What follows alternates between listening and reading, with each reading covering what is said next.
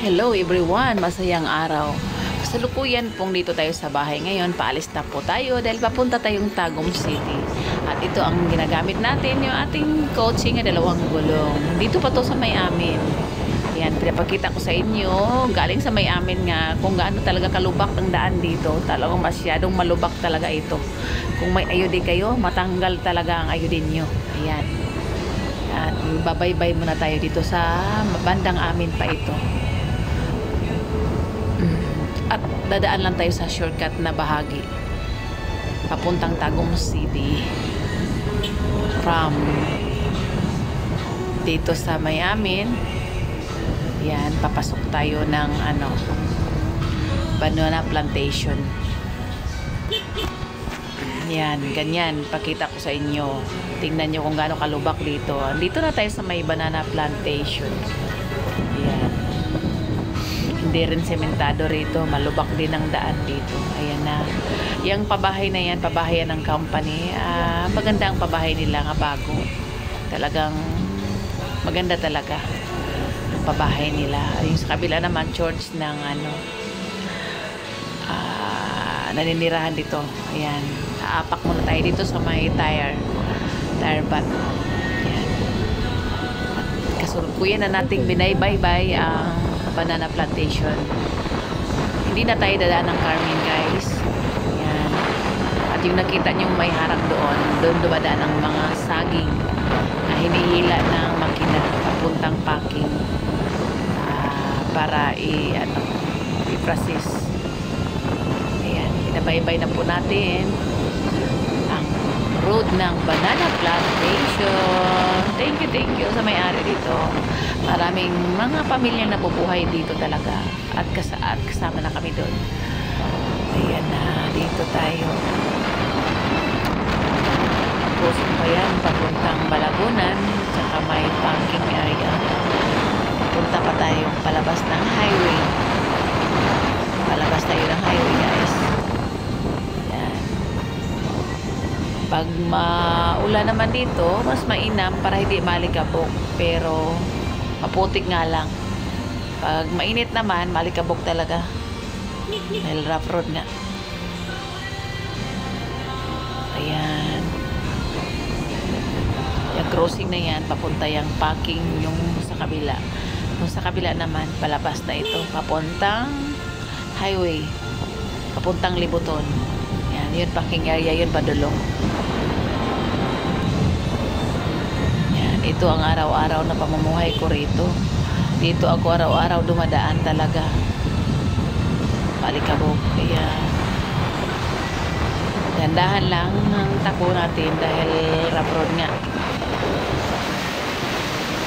At matanggal lang atong ayudi. Kung may ayudi tayo, buti na lang ako wala. Ibang matatanggal sa akin ang aking mattress. Simba ko lang. Ayan, stock yun ng mga fertilizer. Bye-bye na po tayo. Pag ako pala nag-drive from my house papuntang 40 to 50 minutes. Ayan, highway na po tayo. Yung highway na yan, papuntang Santo Tomas at saka Carmen to Panabo City. Hindi tayo dadaan dyan. Dito pa rin tayo dadaan. At aapak muna tayo sa footpath. At tapos na akong bumaba dyan. Bumaba ako. Kailangan talaga mababa ang driver. Yan, papunta na tayong Tanglaw. As usual, comfort pa dito.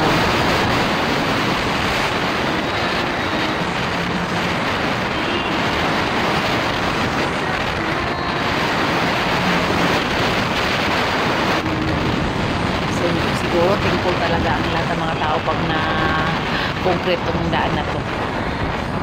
Pero hindi lang natin alam kung kailan mangyayari yun. Buhon. Ayan, as usual, banana plantation pa rin dito. Ayan, may footpath dyan. Pero hindi na tayo dadaan. Nandito na tayo sa Tanglaw, proper ng Tanglaw. Diba? Simento na. Concrete na ito. Hanggang Tagum na ito. Concrete na. Thank you. Hindi na masyadong malikabok. At wala na talagang malikabok. Pero hindi pa lahat concrete ang daan dito. Yung hindi pa nakakaalam, papuntang Tagum City, na hindi na kayo dadaan ng Carmen. Hindi na kayo dadaan ng Tuganay. Dito na lang kayo dumaan. Shortcut lang talaga rito. Galing kayo ng galing kayo ng bandang amin. Or saan ba kayo gagaling? O galing naman kayong Tagum, papunta kayo rito sa may Tulalian, sa may Sindaton, sa may Balagunan, pwede kayo dumaan dito. Hindi na kayo dadaan ng Santo Tomas. Na lang kayo, Duhali na lang kayo. San Miguel, crossing to Duhali. Ayan, nandito na tayo sa may Duhali talaga ito. Duhali na ito. Binabaybay natin kasalukuyan ng daan na to. Ayan. Mahina lang ang takbo ko, pero ang dating ko dito talaga prospected minutes ko. Dahil maraming beses ko na ginawa, ang pinakamatagal kong drive is 56 minutes. Pinakamadali naman is 40 minutes. Sa akin lang ha, pang girl nga pag-drive. Ayan, dinadaanan natin ng elementary school ng Duhali. I know. Tanglaw pala. Tanglaw Station. Ayan. Daan lang. Yan lang. Napakaganda ng ulap. At itong saging dito, hindi na to sa mga growers na ito. Mga growers na ito. Hindi na ito sa amin. Na tinapapasukan namin, hindi na. Yan, dito. May simento na naman dito. Itong malaking tulay ng Tanglaw to Duhali. Dati-dati, pag hindi pa ito na semento, ang tubig dito, nag-overflow talaga. Mag-overflow, binabaha ito. Dati pa talaga yun, matagal na. Hindi pa ito na concrete. Kayong concrete na ito ngayon, pinapataasan na nila. Ayan, banayad ang magdaan dito talaga. Hindi naman matraffic, hindi malikabok. Konti lang dumadaan dito, pero careful lang dahil marami pong aso. Maraming aso dito pag dumaan ka, lalo pag sa gabi. Sa gabi ka dadaan, ang dami pong mga alagang aso sa ating mga carnivore.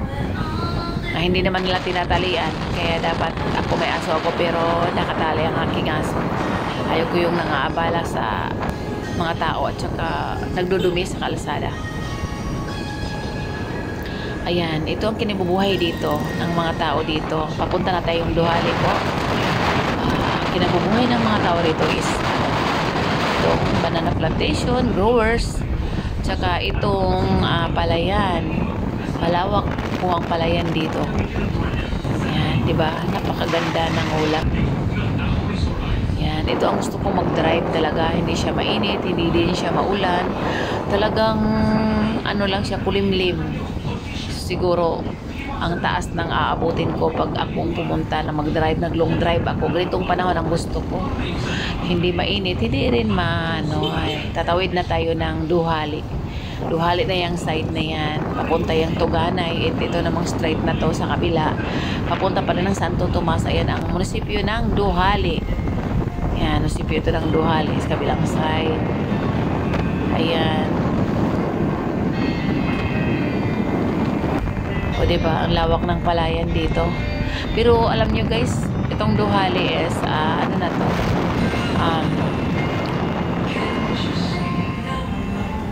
city na itong Duhali. Kaya lang mingaw siya nga lungsod, correction place, lungsod na siya, lungsod ng Duhali, pero mingaw siya. Pero in fairness ang bawat kalye rito, naka-concrete na sila. Ang bawat kalye, papuntang looban nila, concrete na talaga ang daan nila. Talo pang sa amin. Ayan. Pinabaybay na po natin. Papunta na po itong Tagum, pero dadaan pa tayo. Crossing. Papunta pa itong San Miguel. Lalabas tayo dito ng San Miguel. Papunta tayo ng San Miguel. Tingnan nyo. Palayan dito malawak. Malawak talaga palayan dito. Ayan.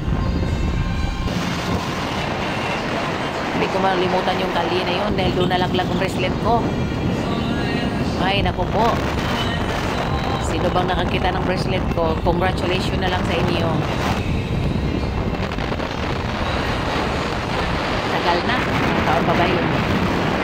I think mga 3 years na nalaglag doon. Kanto doon ng luhali. Yung bracelet ko doon nalaglag, hindi ko napansin. Ayan. Wala pala yan dito. Kaani lang nila. So, kasalukuyan silang katatanim lang. Katatanim lang nila. Dito na tayo sa crossing ng yung pwesto na yan, yung kabilang side Tagum. Ito kabilang side, Santo Tomas yan. So, crossing San Miguel na po tayo. Ayan. Dandahan lang ako mag-drive. Alam niyo na, buti na yung nag-iingat. Dahil highway na po ito talaga. Marami ng sasakyan dito na malalaki. Yung sa likod ng bahagi ko ay papunta yun ng Kinabayan to Santo Tomas. Yan. Gusto nyo pumunta ng Kapalong, pwede rin dyan dumaan.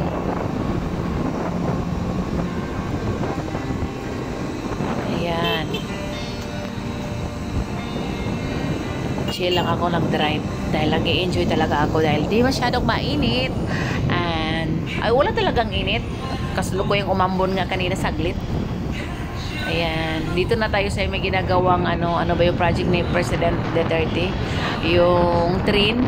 Ito, inauna nila dito sa may tulay ng Bingkungan tulay po ito. Ayan. Matagal na nato dito. Ito, dadaanan yata ito ng train. Siyempre, matagal talaga gawin yan dahil ang lalim dito, hindi madali gawin yan.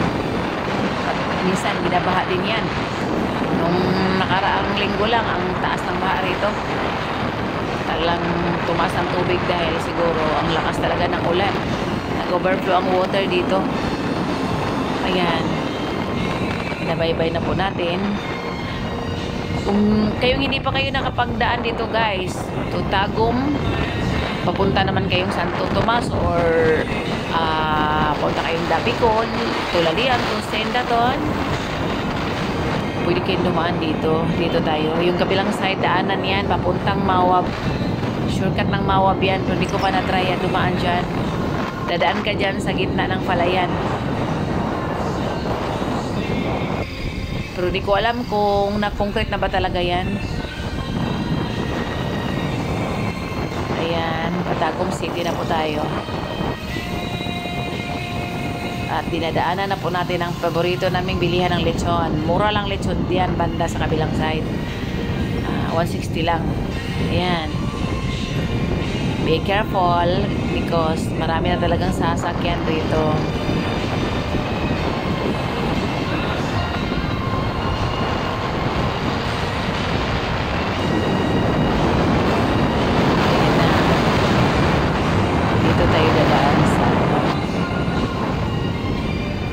Papunta itong Capitol, itong way na to, papuntang Capitol.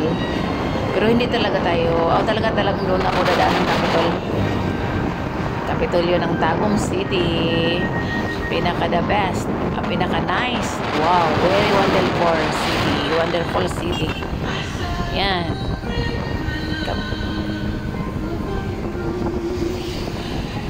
Dito na rin pala ang LTO sa bandang Capitol. Pati ang ano ba yun? Yung kukuha ba tayo ng T-number? Diyan. BIR. Andyan din ang BIR. Sa hindi pa nakakaalam. Diyan din ang LTO.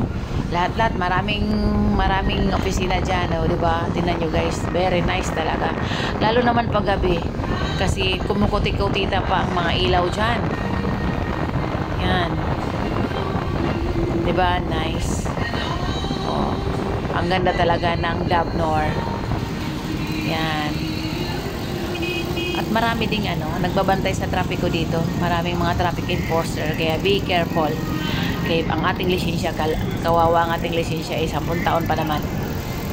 Yan. Stop over muna tayo dahil nakastop ang traffic light. Wait tayo for a while. Waiting tayo for a while. Antayin nating mag-go ang kabilang side at mag-go na rin tayo. Ayan na. tatawid na tayo. Papunta na tayo public market dahil ang punta ko is public market kasi. Kaya papunta tayo public market. Kaya ang dadaanan natin na traffic light ay isa lang. Kasi pag papunta tayong downtown, nandun, ang daming traffic light doon. Mababagot ka talaga.